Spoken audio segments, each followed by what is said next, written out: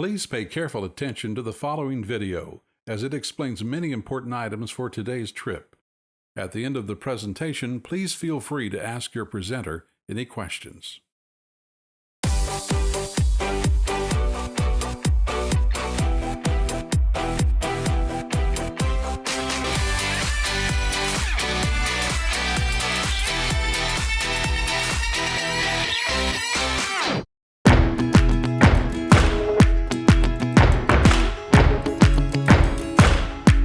No doubt about it, zipline activities are a blast. But it's important to realize that to fully enjoy the zipline, you need skills and knowledge.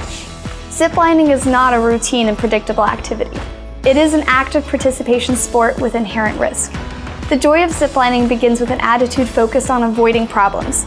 It is important to listen to any instructions given by your guides. The first step of preparation starts when you dress for the zipline. Cold weather and hypothermia are obvious threats on nasty days, but good weather days can be deceptive. Know the weather forecast and dress accordingly. With chilly weather, you'll want warmer protection, like a jacket, hat, and gloves. In rainy weather, you'll want a rain jacket or poncho. Warmer temperatures call for quick drying fabrics, but not necessarily cotton. To participate in the Zipline Canopy Tour today, you must weigh between 40 and 250 pounds and be physically able to climb ladders and flights of stairs, stretch out, ball up, lift your feet, and run up ramps, grab ropes, and traverse bridges. The weight and physical requirements are in place for your safety. The Harpers Ferry Canopy Tour is a gravity-based zipline tour. Before putting on your gear today, we ask that everyone uses the restroom. You will be in the air for 2 to 3 hours.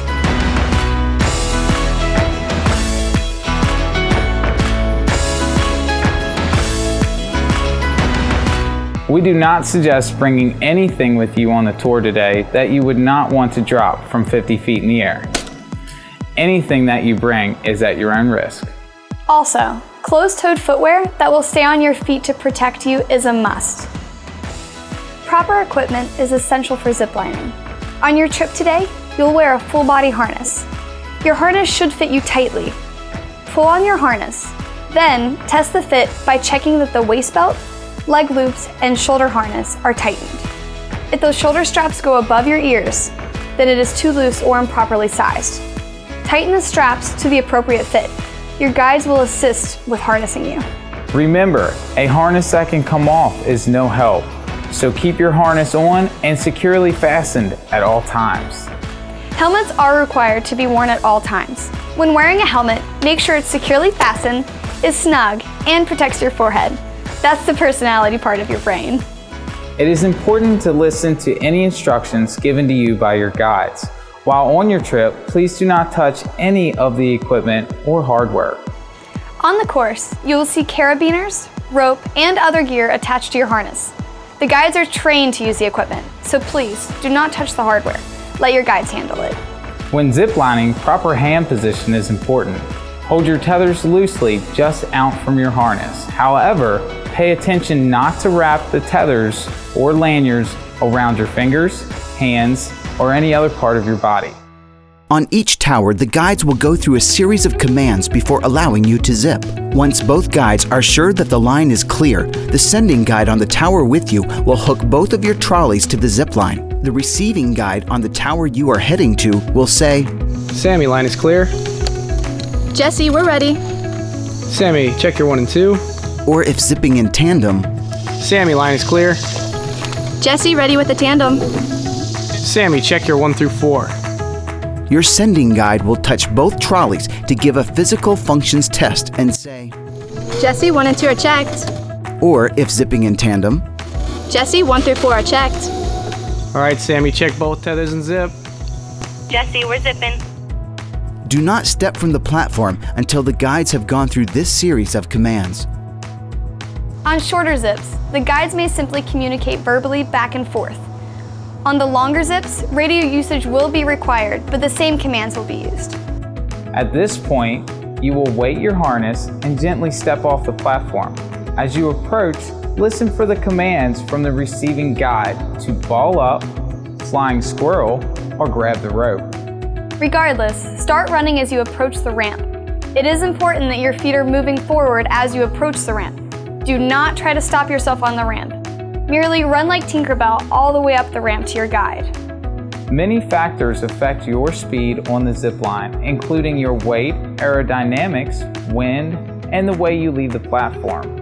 Because the zipline system on Harpers Ferry Canopy Tour is a gravity braking system, all of these factors will affect your speed on the zipline. The ziplines are designed to accommodate weights ranging from 40 pounds to 250 pounds, so each person's ride will be different depending on these factors. For lighter guests up to approximately 125 pounds, tandem zips may be made on some or all of the ziplines.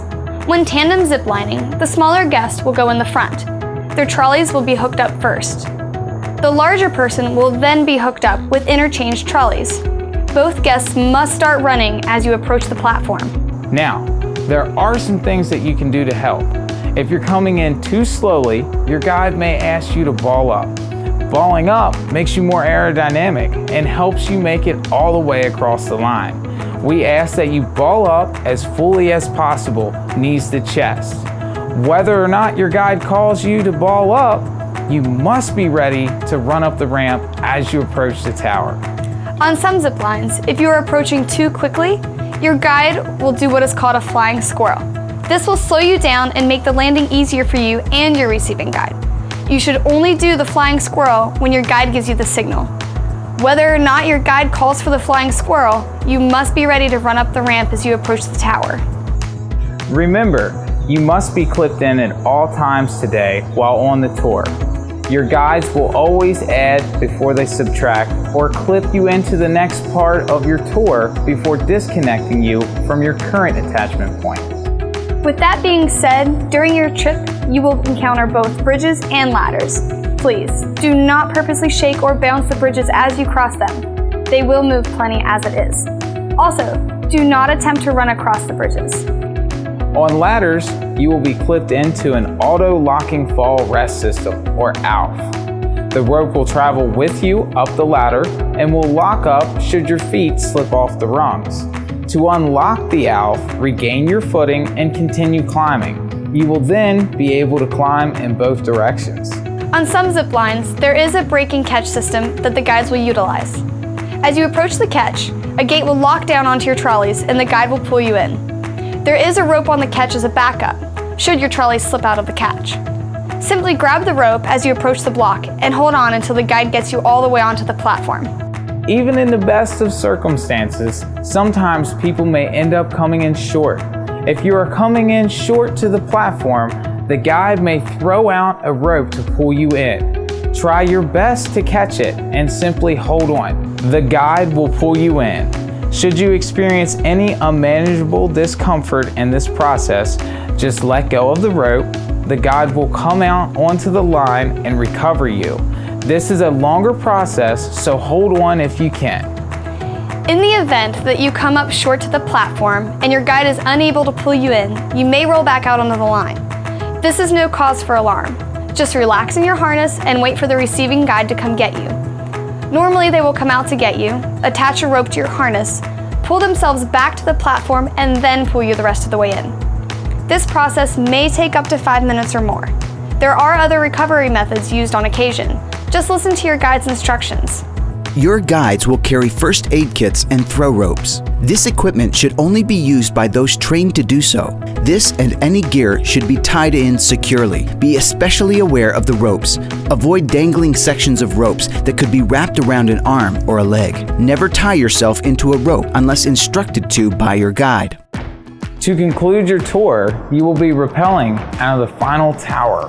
When being lowered to the ground, keep your legs out, feet on the tower, and walk down as you descend. To help prevent injuries, do not spin, bounce, or launch yourself away from the tower. Ziplining can be an awesome experience if everyone stays alert and aware. Let's review some essential points. Good ziplining includes staying alert, fitting the harness properly, wearing closed-toed shoes, wearing your helmet at all times, not touching any of the hardware during the tour, listening to your guides, following commands to ball up or flying squirrel immediately, running as you approach the ramp in order to get up them, remaining calm in the event of a recovery, listening for the all clear command from the receiving guide to be sure the line is clear of hazards and other zipliners, and recognizing and avoiding hazards. You must realize that there is risk involved in going on a ziplining trip. By going on the trip, you assume that risk. With proper precautions, you can have a great day ziplining. So be alert and have fun out there, guys. This video was designed to give you an overview of what to expect on your trip today. Splash top rentals, ponchos, knit hats, and gloves are available inside if desired. Also, please tell the presenter and/or your guide in private of any medical or emotional conditions which are relevant to the activity you are participating in. This includes things like any allergies, EpiPens, inhalers, pregnancy, extreme fear of heights, or previous injuries. If you do not feel like you meet the requirements of your tour or you have any questions, please notify your guides. Before departing on your trip, please listen to any additional information provided by your presenter. Remember, our guides work for tips. Let them know if you think they did a good job today. Thank you, and have a great day.